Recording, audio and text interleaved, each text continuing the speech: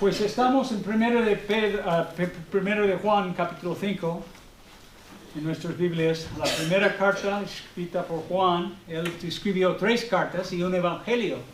Y vamos a hablar en un momento de un poco del nexo entre los dos. Pero aquí vemos el título del sermón. Estamos hablando de ser nacido de Dios, ¿no? De renacer de nuevo. En otro sitio dice nacer desde arriba, no es la palabra. Entonces vamos a estudiar eso, pero primero voy a orar y luego leeremos el pasaje. Oremos. Padre Celestial, te damos gracias, Señor, que podemos conocerte y podemos ser nuevas criaturas en Cristo Jesús.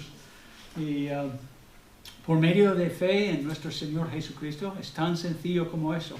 El que tiene el Hijo, tiene la vida eterna, y el que no tiene el Hijo, no tiene la vida. Gracias, Señor, por tu gran salvación. Gracias por cada persona que está presente hoy. Ayúdales a entender lo que Juan está diciendo aquí en 1 de Juan, capítulo 5. Te lo pido en el nombre de Cristo. Pues Miguel Ángel hoy tiene un descanso, entonces van a una comida allí en la iglesia Torres de Alameda. Entonces, gracias a Dios, él tiene, porque debemos todos estar orando por él. Él está disfrutando mucho, enseñando la palabra y predicando aquí en la iglesia, y debemos orar por nuestro pastor.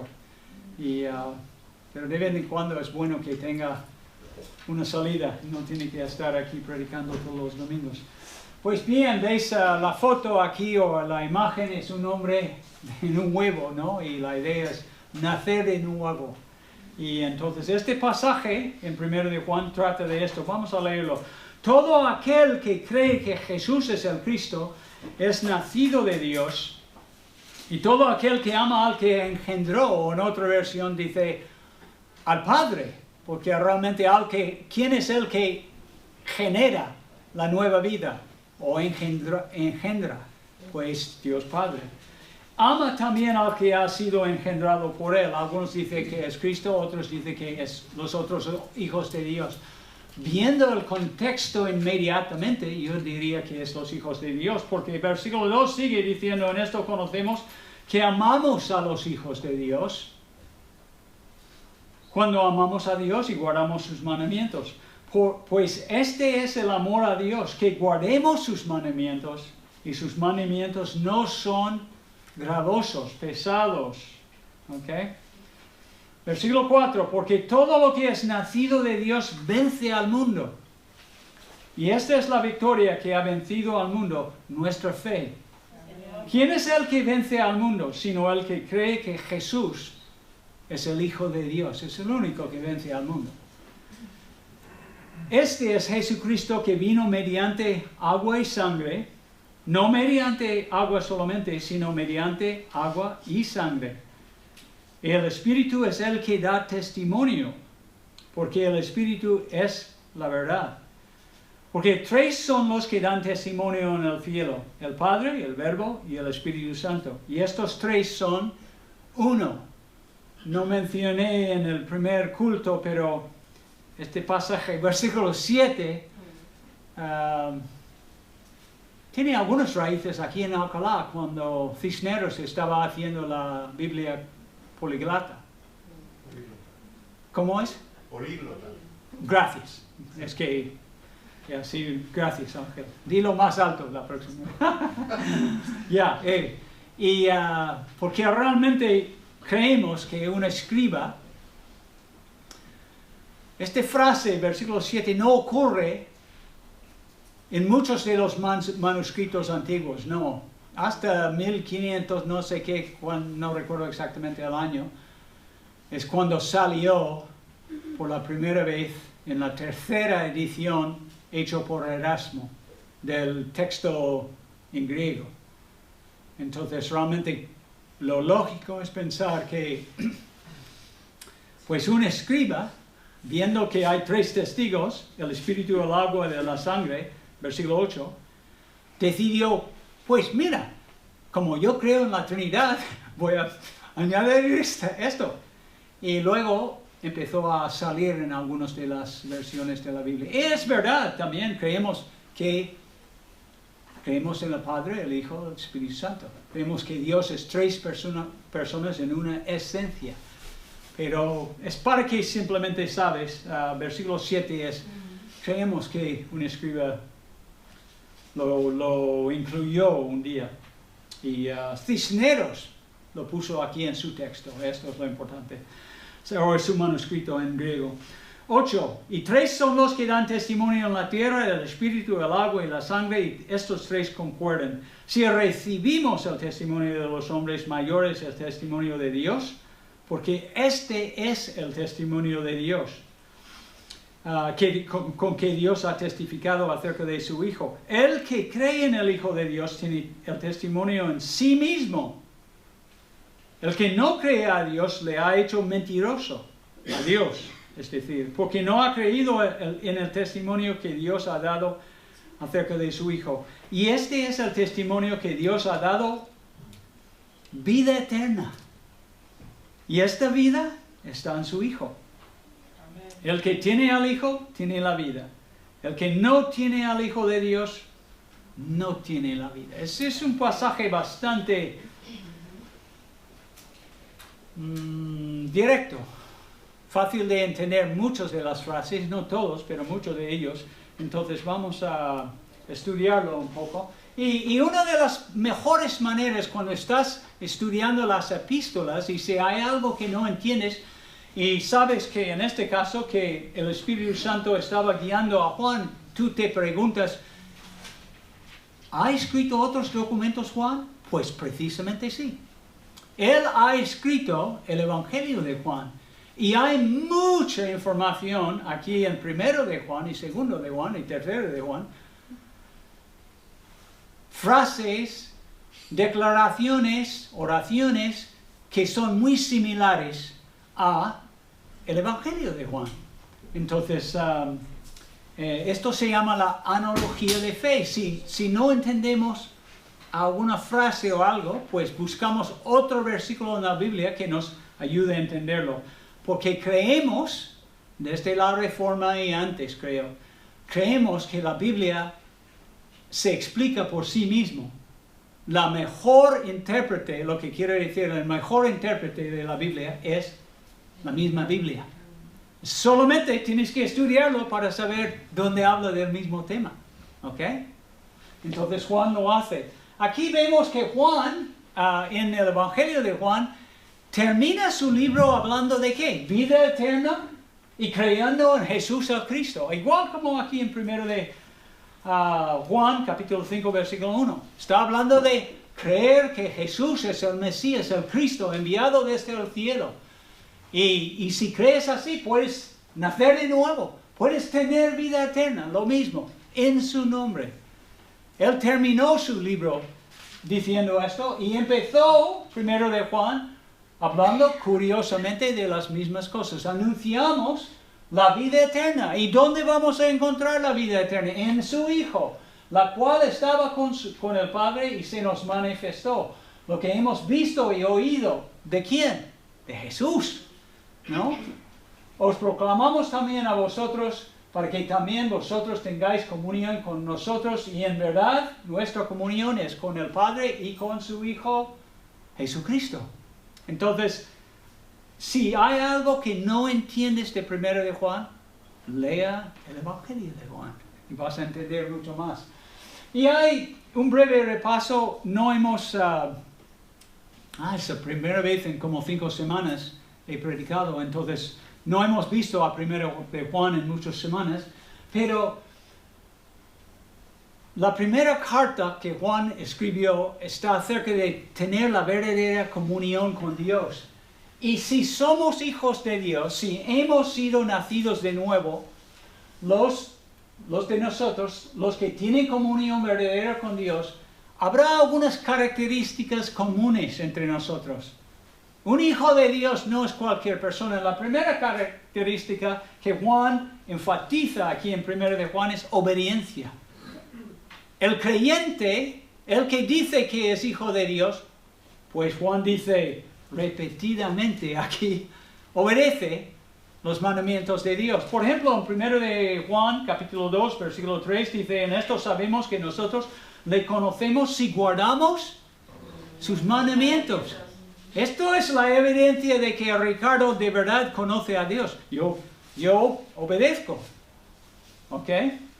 El que dice, y siempre hay alguno que dice, yo también le conozco, versículo 4, y no guarda sus mandamientos, el tal es mentiroso y la verdad no está en él. Y al final en versículo 6 dice, el que dice que permanece en el Señor o permanece en Cristo, debe andar como Él anduvo. Entonces nosotros sabemos cómo, y realmente la primera carta de Juan es acerca de pruebas de vida. Si una persona tiene vida eterna corriendo por sus venas, ¿no? ¿Cómo lo sabemos? Pues obedece a Dios. A veces vienen a nuestra iglesia y a veces conocemos a alguien en el trabajo o en el vecindario que dice, yo también creo en Dios. Oh, sí, yo creo en Jesucristo. Esto está bien. Hay libertad de creer como...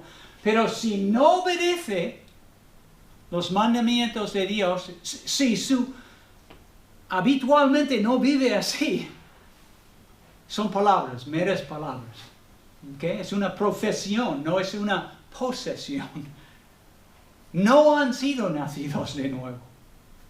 Y esto es la diferencia. Y nosotros que queremos ganar a las personas a Jesucristo, queremos ayudarles a conocerle de verdad, porque todos nosotros queremos que todos nuestros familiares, nuestros vecinos, los que trabajamos con nuestros colaboradores o compañeros de trabajo, nosotros queremos que todo el mundo pueda gozar de la verdadera comunión con Dios como nosotros. ¿Ok? Pero tenemos que explicarlo a ellos, y si no entendemos eso, entonces mal vamos. Otra característica común es amor. Amor. Un cristiano, alguien que ha nacido de nuevo, ama a los creyentes. No siempre es fácil, por eso tenemos algunos mandamientos en la Biblia del Señor. Amar a Ricardo no es siempre fácil. ¿Ok? Si me coges, si me pillas en un mal día, ¿ok? Y tú también, pues podemos reír de ti, ¿ok? Pero Dios dice que si somos realmente creyentes y somos nacidos de nuevo, entonces vamos a amar a los hermanos. Y realmente vamos a querer conocerles. No puedes amar a alguien si no quieres ni darles la mano cuando vienes a la iglesia, ni saber nada sobre su vida. Si hay alguna persona aquí, Shael, que tú no conoces, mal. No, estoy bromeando. Debemos conocer las personas aquí, en nuestra iglesia. Esto es lo que hace un creyente. Y me molesta mucho. Estoy pensando en algunas personas que nunca se reúnen con los hermanos. Y al final, yo como pastor siempre, como conozco la palabra mucho, y la Biblia en Hebreos 10, versículo 24-25, dice que no debemos de dejar de congregarnos con los hermanos. Yo siempre me pregunto, ¿quién es? ¿Quién es esta persona que no quiere estar con creyentes? Que prefiere estar con su club de petanca, o le gusta mucho coger su bici y ir con un grupo de hombres en bici. A mí me gusta la bici también, pero los domingos por la mañana o cuando tengamos culto, por el Espíritu de Dios que vive en nosotros, queremos estar con los hermanos. Amén. Esto es nuestra familia. No negamos nuestra familia física. Pero ¿recuerdas lo que dijo el Señor alguna vez cuando su madre y sus hermanos estaban fuera esperando? Y ellos querían verle. En otro texto, en otros de los evangelios decían que querían cogerle y llevarle a casa porque pensaba que estaba fuera de sí. En otras palabras, loca. ¿Y cómo respondió el Señor a esto? ¿Qué dijo? Mira, mira, apuntó, señaló a sus discípulos y dice, mira mi madre y mis hermanos. Entonces, por este pasaje y otros, no negamos a nuestra familia física, pero nosotros tenemos que crecer mucho en amar a nuestra familia espiritual. Somos hermanos y hermanas en Cristo y si alguien no quiere estar nunca, yo creo que no entienden la salvación. Yo creo que simplemente no entienden eso. Y he comentado varias veces a vosotros, la primera vez que entré en una iglesia evangélica en Pocatello, Idaho, en 1977, yo era muy verde. Creo que la primera vez ni tenía una Biblia, bueno, sí, tenía una Biblia, pero no en mi mano. Y entré allí y yo recuerdo el Espíritu testificando a mi espíritu, este es tu lugar. Estás en el sitio, ellos son tu gente. Yo no sabía muchos versículos de la Biblia, pero inmediatamente podía percibir lazos, es que es mi grupo. Y desde entonces Dios me ha estado enseñando mucho cómo amar a mis hermanos, porque soy un poco así. Malo, digo, en 3:15 dice esto, porque este es el mensaje que habéis oído desde el principio, que nos amemos unos a otros. No como Caín, que era del maligno y mató a su hermano. ¿Y por qué causa le mató? Porque sus obras eran malas y las de su hermano justas. Hermanos míos, no os extrañéis si el mundo os aborrece. Nosotros sabemos que hemos pasado de muerte a vida, en que amamos a los hermanos. El que no ama a su hermano, pues permanece en la muerte. En otras palabras, espiritualmente todavía está muerto. No goza de la vida eterna, porque no ama a los hermanos. Y habrá muchos más pasajes. Entonces, primero es obedecer, y luego es amar, y luego al final es creer correctamente acerca de una persona muy importante, Jesucristo. Aquí empieza nuestro pasaje diciendo, todo aquel que cree que Jesús es el Cristo, en otras palabras, el Mesías enviado, ungido por Dios y enviado a la tierra para cumplir una misión específica, lo que llamamos la obra redentora, para pagar por nuestros pecados. Él vino a la tierra no para recibir, no para que los demás estaban sirviéndolo, no, para servir y dar su vida en rescate por muchos.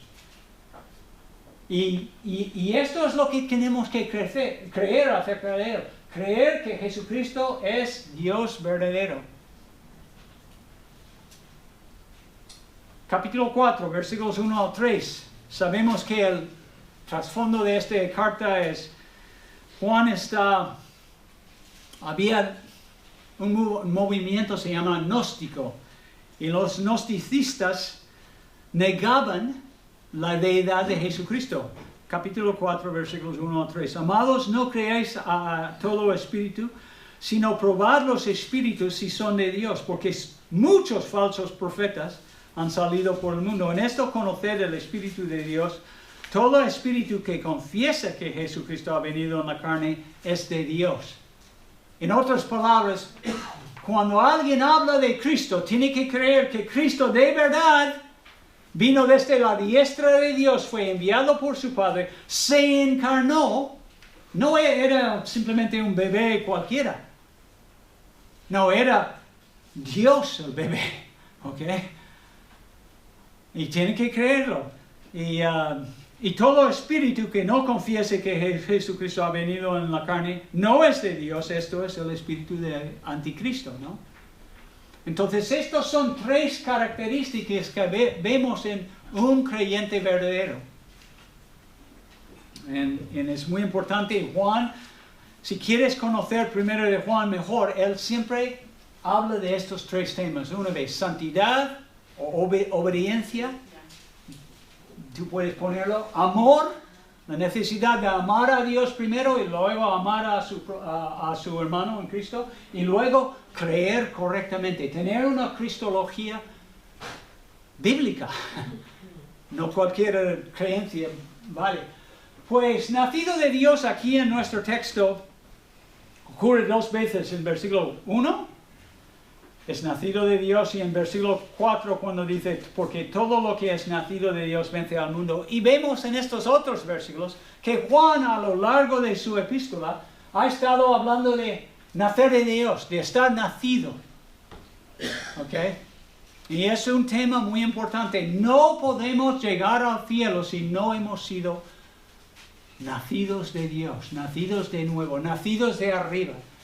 Y he puesto algunos de los versículos aquí. No voy a hablar mucho de ellos porque tardaremos un rato, como en la primera hora. Pero allí están 6 veces. En 1 de Juan, Juan enfatiza la importancia de nacer de nuevo. Entonces, ¿qué son los resultados? ¿Qué vemos aquí en versículos 1 al 3 en capítulo 5? ¿Qué son los resultados inmediatos de haber creado en Jesucristo? Número 1, obviamente, creer que Jesús es el Cristo, el Hijo de Dios, enviado desde el cielo, nos nace de nuevo. En el momento de creer en Jesucristo, llegamos a ser nacidos de Dios. Y una vez que hemos sido nacidos espiritualmente, estamos hablando de un nacimiento espiritual, y lo explicaré en un momento, habrá cambios en nuestro comportamiento. Esto es lo que quiere decir. ¿Qué son estos cambios? Según Juan en versículos 1 al 3. Por lo general son cambios graduales, paulatinas, pero algunos empiezan inmediatamente, o deberían. Creer que Jesús es el Cristo es inmediato. No hay un creyente que no cree que Jesús es el Hijo de Dios. Si la persona no cree que Jesús ha sido enviado a la tierra desde el cielo, no es creyente, es otra cosa. Puede creer cosas acerca de Jesucristo como él quiere, pero no es creyente. Esto sería el primer cambio, es que creemos, somos cristocéntricos. Siempre estamos hablando de Cristo aquí en nuestra iglesia. Y el segundo es amar a Dios, como dice aquí. Es nacido de Dios y todo aquel que ama al que engendró. Si tienes la versión de Nueva Traducción Viviente o otra versión, la de las Américas, dice al Padre. Amar a Dios es algo muy importante. Jesús enseñaba en Mateo 22, el primer mandamiento es ¿qué? ¿Cuál es? Amar a Dios. ¿Ok? Con todo tu corazón, con toda tu mente, con toda tu fuerza. Y el segundo es semejante al primero. Amarás a tu prójimo como a ti mismo. Pero primero ama, el que lo dice aquí, el que ha sido nacido de Dios y todo aquel que ama al que engendró. Y luego, número 3, ama también al que ha sido engendrado por él. ¿Quién ha sido engendrado por Dios? Pues creyentes, nosotros. La simiente de Dios, del Espíritu Santo, vive en nosotros. Entonces, es amar a los hermanos. Estos son los cambios, por eso he hablado de eso. Es una repetición, más o menos, de lo que acaba de decir en versículos 1 a 3. Y luego, ¿cuál es el número 4? Versículos 2 y 3, en esto conocemos que amamos a Dios, a los hijos de Dios. ¿Cómo? Cuando amamos a Dios y guardamos a sus mandamientos. La tercera, obediencia. Versículo 3, pues este es el amor de Dios, que guardemos sus mandamientos.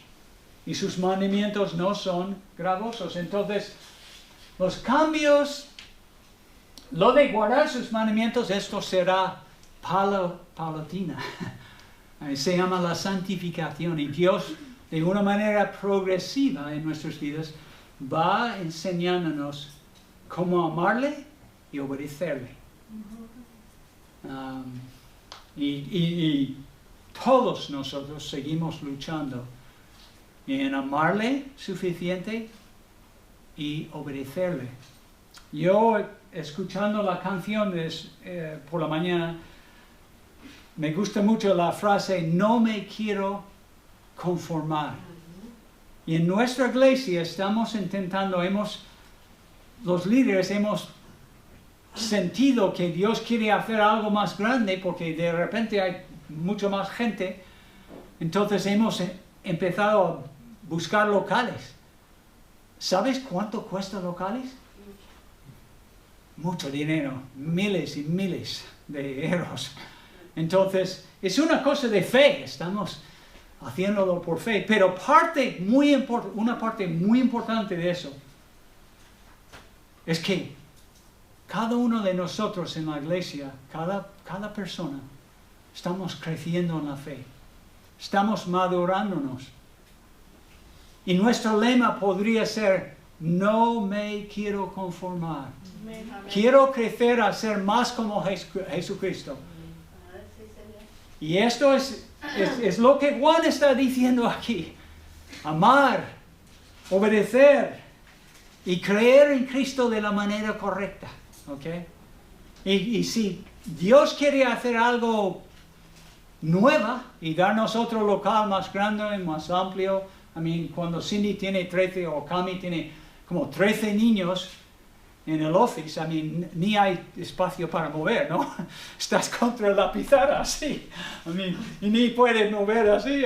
Entonces, espacio necesitamos, pero más importante que espacio, un nuevo local, necesitamos una iglesia espiritual. ¿Ok? Una iglesia de personas que buscan a Dios y aman a Dios y han sido nacidos de nuevo. Hablando de eso rápidamente, en Juan capítulo 3, porque voy a usarlo, en el Evangelio de Juan, había alguna vez una conversación, si queremos contestar, y tú puedes usar esto hablando con alguien en el trabajo o en la casa, ¿cómo nace de nuevo una persona? ¿Qué ocurre? Pues la conversación entre Nicodemo y Jesucristo nos da algunas pistas, ¿no? La primera cosa es que alguien es una conversación espiritual. Jesús dice, de cierto te digo, que el que no naciere de nuevo, en versículos 3 y 5, no verá el reino de Dios. Pero luego, a partir del versículo 5, él empieza a hablar del Espíritu.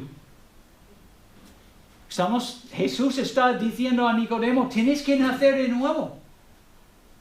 Y luego Jesús, cuando elabora, explica.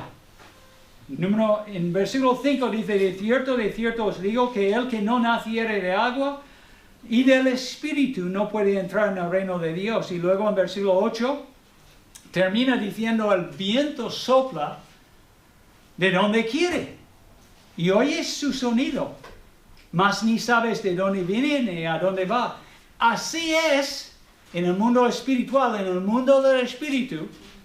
Todo aquel que es nacido del Espíritu es una obra del Espíritu Santo. Entonces, si estamos ayudando a alguien, y espero que tenemos ganas de compartir nuestra fe con los demás que no conocen a Cristo, una de las cosas que tienes que enfatizar a ellos es una obra del Espíritu Santo.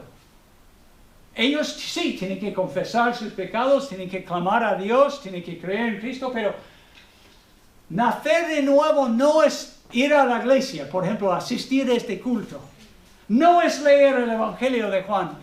Nacer de nuevo es una obra del Espíritu Santo y la persona tiene que entenderlo, algo de ello. Algo espiritual. Y luego es algo celestial. En versículos 9 al 13 vemos que Jesús enseguida empieza a contrastar cosas terrenales con cosas celestiales. Y termina allí en versículo 13, no voy a leer todo, diciendo esto: nadie subió al cielo, sino el que desciendo del cielo, el Hijo del Hombre que está en el cielo. Jesús, y la idea es, cuando Dios nos salva, es una obra que viene desde arriba. Por eso a veces traducimos esta palabra nacer de nuevo como nacer de arriba. Es algo que el Padre pone o empieza el proceso, pero es algo celestial, viene desde arriba. Dios nos elige y nos salva, ¿ok? Y es muy importante entender eso. Y luego es una cosa de fe, y lo veis en versículos 15 y en adelante, 14 y adelante. Como Moisés levantó la serpiente en el desierto, así es necesario que el Hijo del Hombre sea levantado, para que todo aquel que en él cree, ¿ok? Pisteuo. Si hay un verbo muy importante en el Evangelio de Juan, no es el verbo más usado, pero casi. Verbos importantes es el verbo más importante y más usado, es pisteuo. Es creer. El Evangelio de Juan trata de eso, de creer en Jesús, ¿ok? Tiene otras palabras también, pero eso. Y luego dice en versículo 15, para que todo aquel que en él cree no se pierda, mas tenga vida eterna. Porque de tal manera amó Dios al mundo que ha dado a su Hijo unigénito, para que todo aquel que en él cree tenga vida, no se pierda, mas tenga vida eterna. ¿Ok? Y esto es la idea aquí. Tenemos que hablar. Las personas, no es suficiente. Creer no es...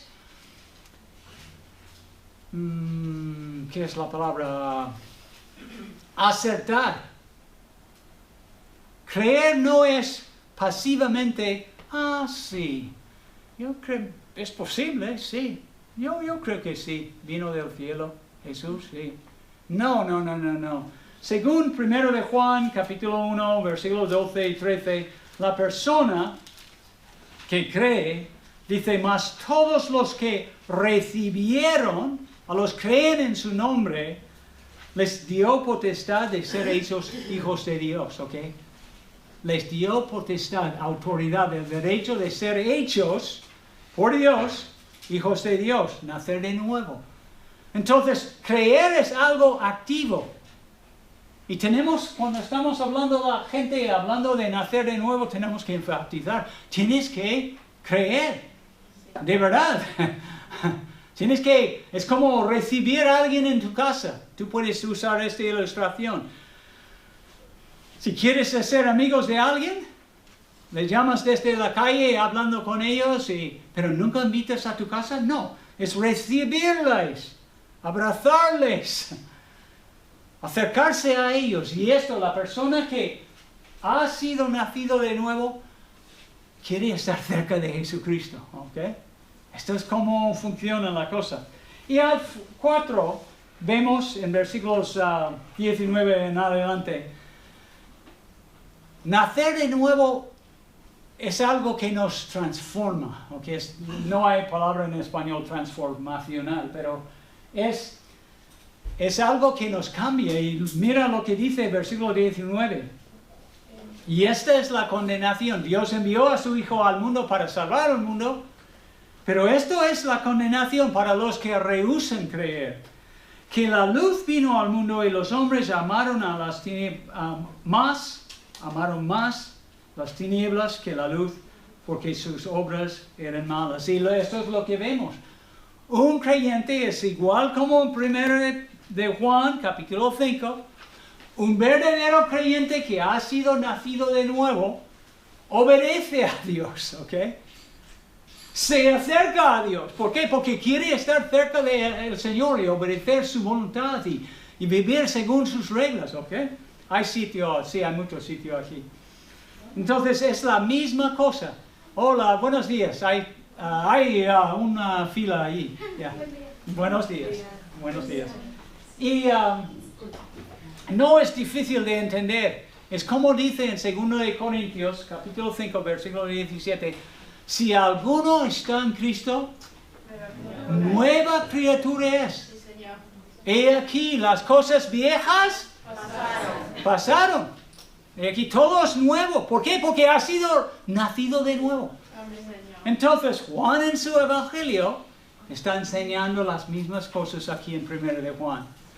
El concepto nacer de nuevo no es difícil de entender, pero es espiritual, celestial, y tú tienes que de verdad creer, y sí. En el cuadro transformación,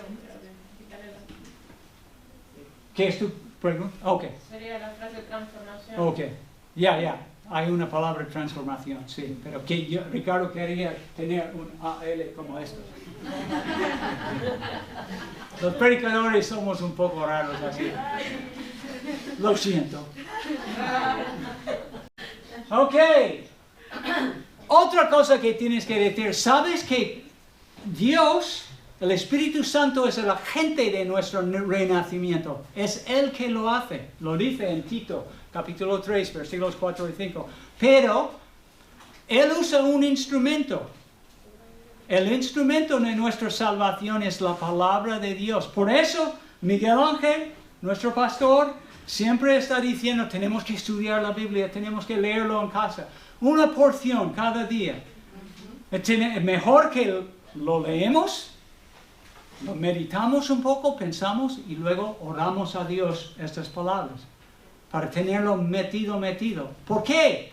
Porque la Biblia nos informa en muchos sitios, hemos sido nacidos por la palabra de verdad. La palabra extante, la palabra escrita. Como dice en Santiago, en el ejercicio de su voluntad, Dios nos hizo nacer por la palabra de verdad para que fuéramos las primicias de sus criaturas. Esta es la palabra. El Espíritu de Dios es el autor de la palabra. Él es el agente de nuestra salvación. Él nos regenera. Pero siempre usa la palabra de Dios. Usa el Evangelio. A veces, la palabra de Dios es como el Evangelio. No tenemos tiempo de mirarlo, pero en Hechos 10, por ejemplo, cuando Pedro fue enviado por el Señor a la casa de Cornelio, en una parte dice que Pedro, mientras que hablaba y decía algunas palabras, el Espíritu de Dios cayó sobre estos gentiles. Pero si tú regresas como 6, 7 versículos antes, Pedro estaba explicándoles el Evangelio, lo dice claramente. Estaba hablando del Evangelio. Entonces, y en 1 de Pedro tenemos otro pasaje que dice lo mismo. Bendito sea el Dios y Padre de nuestro Señor Jesucristo, que según su gran misericordia nos ha hecho nacer de nuevo a una esperanza viva mediante la resurrección de Jesucristo. Y tú dices, pero, Ricardo, no, la palabra de Dios no lo veo ahí. Pero sí, si sigues leyendo en 1 de Pedro y llegas aquí, dice, pues, habéis nacido de nuevo, habéis sido renacidos, como en la Reina Valera, no de una simiente corruptible, sino de uno incorruptible, es decir, mediante la palabra de Dios que vive y permanece para siempre.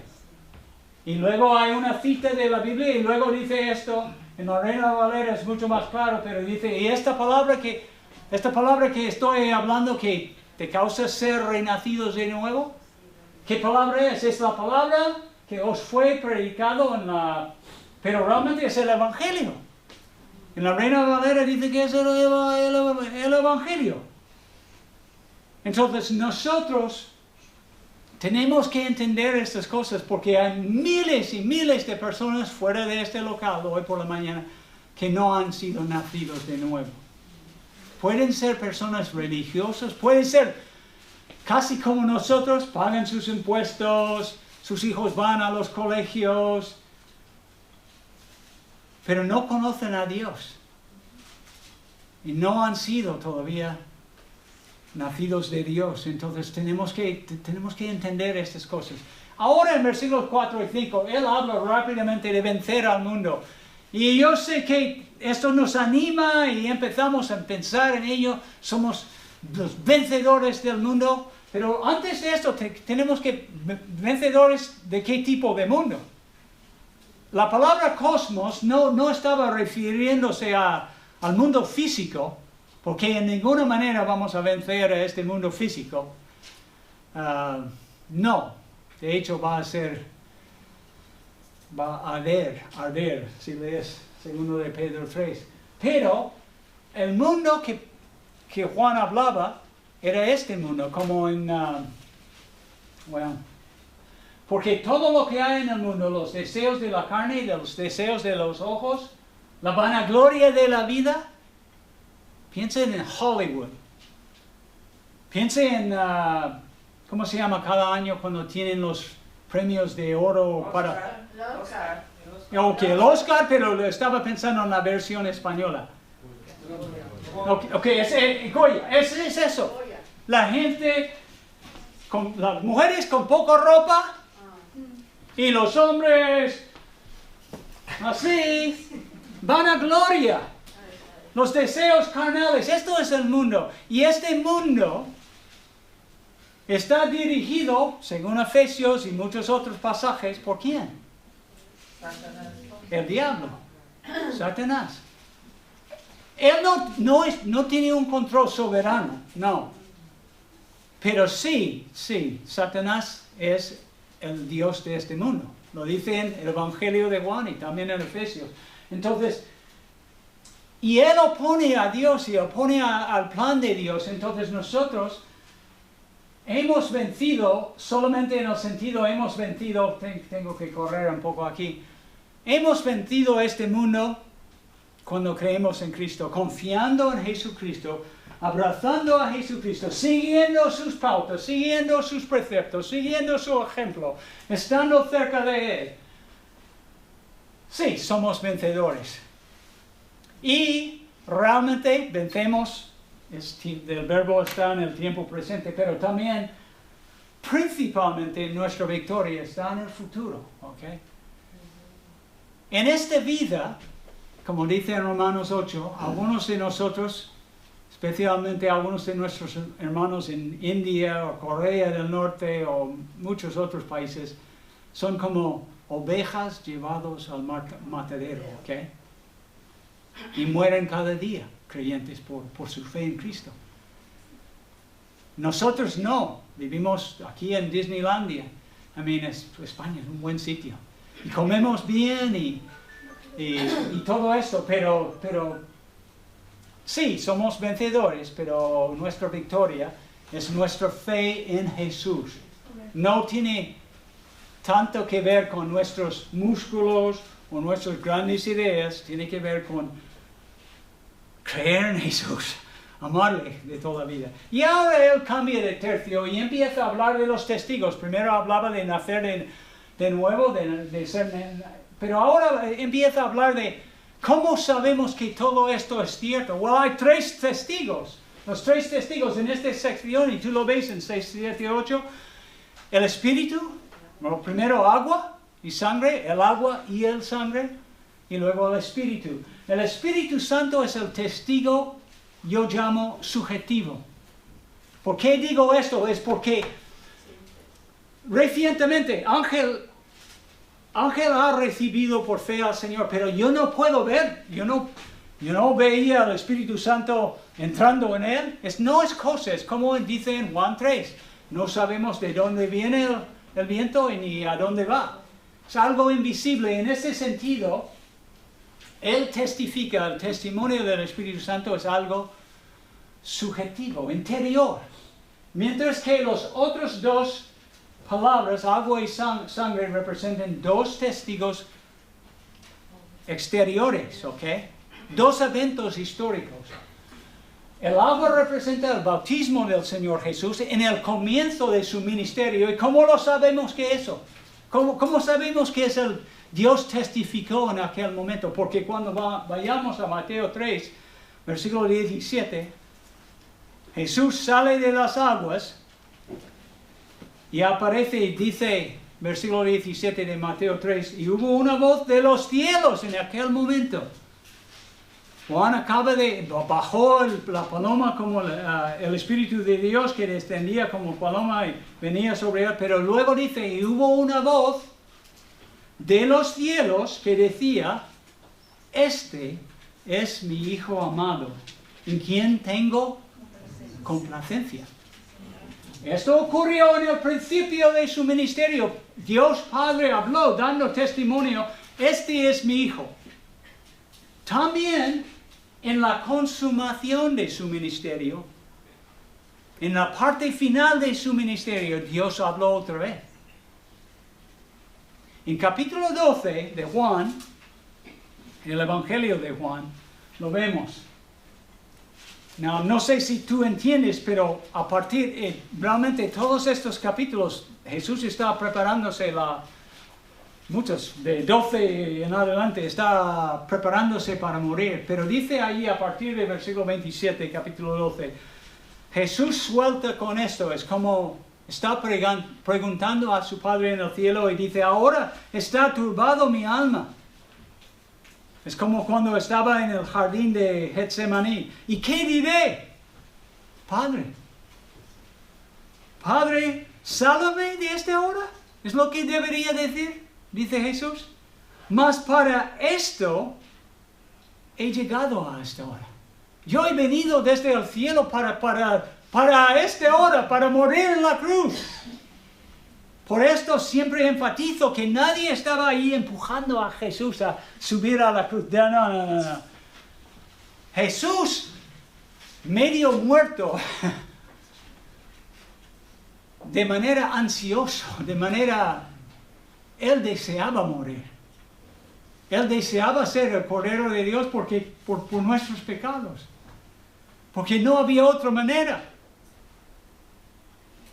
Y luego el Padre, en aquel momento, en versículo 28,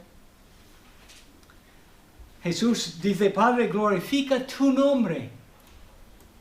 Jesús ni pide por su propia gloria y dice esto. Entonces vino una voz del cielo y le dice, lo he glorificado y lo glorificaré otra vez. ¿Cómo iba a glorificar su nombre, Dios Padre?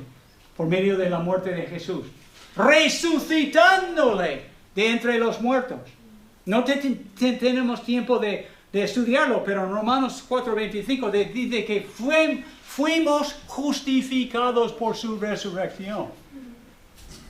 Era una cosa gloriosa, que da gloria a Dios, la resurrección de Jesucristo. Entonces, estos dos eventos eran testificados por Dios. Y luego tenemos el testimonio del Espíritu Santo también. Que es interior, puedo hablar mucho de esto y estos dos, pero lo que tienes que entender aquí en versículos 6 al 8 es Dios estaba testificando que si pones tu fe en Jesucristo vas a nacer de nuevo, vas a tener vida eterna. Y luego vemos, el Espíritu de verdad, no vamos a ver en Juan 14, 15 y 16, pero sí, el Espíritu, el testimonio del Espíritu es eso. Él testifica a la verdad y lo hace de manera subjetiva en nuestros corazones, asegurándonos que somos hijos de Dios.